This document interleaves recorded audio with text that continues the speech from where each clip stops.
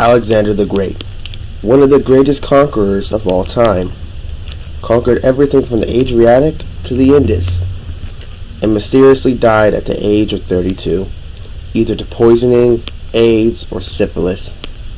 It's unknown how he died. But what if Alexander lived longer? That is a question I am here to answer today. For starters, when Alexander died, his generals would divide up his empire.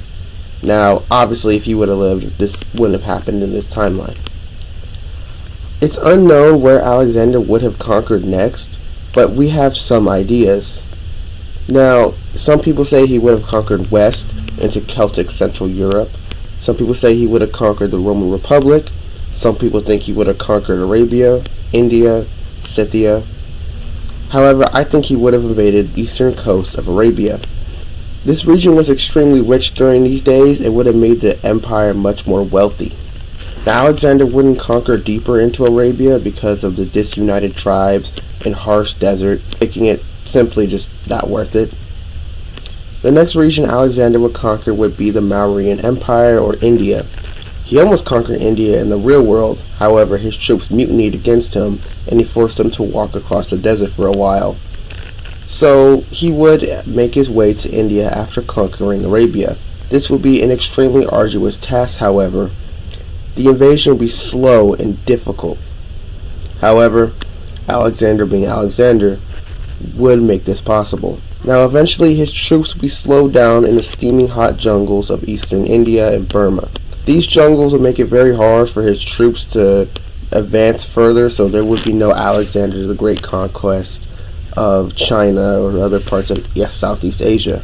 After this, I think the last region he would conquer would most likely be the Black Sea region, because this area already had a lot of Greek kingdoms, especially in Crimea, so eventually Alexander would make his way here. Now, this is assuming his troops wouldn't mutiny against him, because they were known for doing that in the real world, like I talked about with India.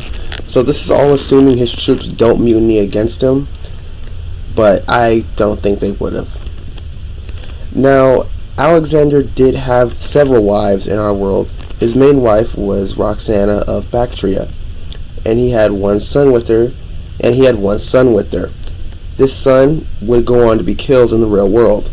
However, in this timeline, with Alexander living longer, his son would have lived on and went on to become the next emperor after him, securing a line of succession.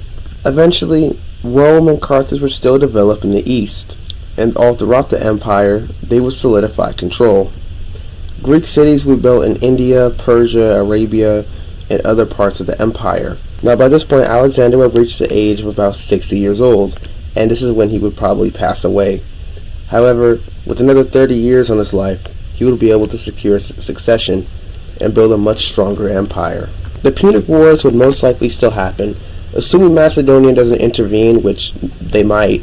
However, I don't think they would. So Rome would conquer Carthage and conquer most of the land they conquered in the real world except for the eastern provinces. Because of this, Rome would focus their energy more on the north. They would conquer Germania way sooner, and they would also conquer Britain way sooner.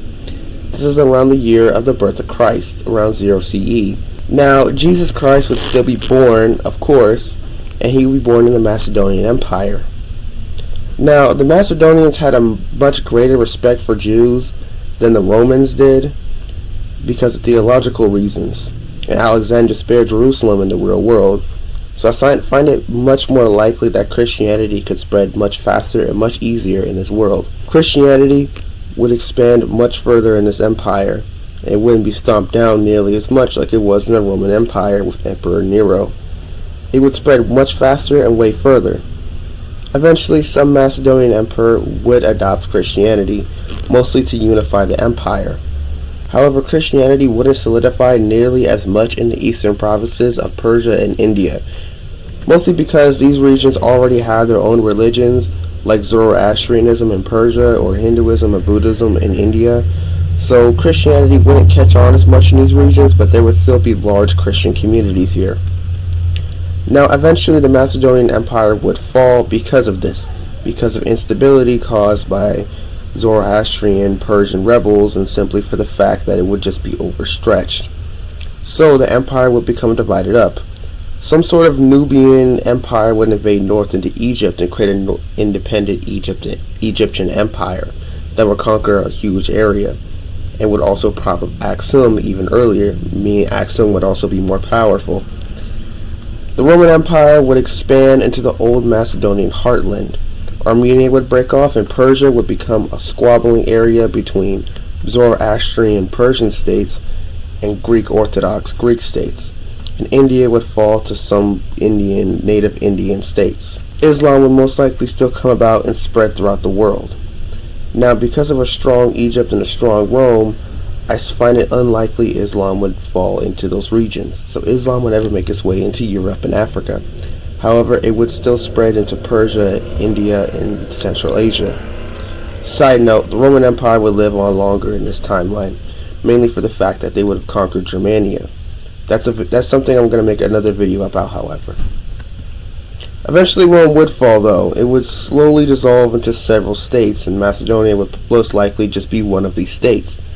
This is around the year 1000. This is where I'm going to end the timeline. Now, in this timeline, Islam would spread much further. Instead of going into Africa like it did in our timeline, its efforts would be focused purely on the east. It would make its way into India way earlier and will be cemented more there, and it would make its way even further east into Mongolia and maybe even China. India would be mostly Islamic in this world. Now, India today has large Islamic communities, but in this timeline it would be almost entirely Muslim. But not fully, I'm thinking maybe 60-70% Muslim. The Indo-Greek states in our timeline were the launching pad for Buddhism, which was in India, into China. So there's a chance that maybe Buddhism, because of the butterfly effect, would never make its way into China.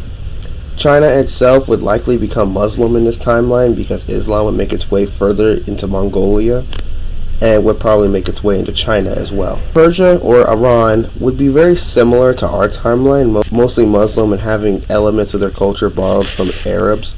However, they would have a large Christian Greek community, much like the Coptic Egyptians in our world.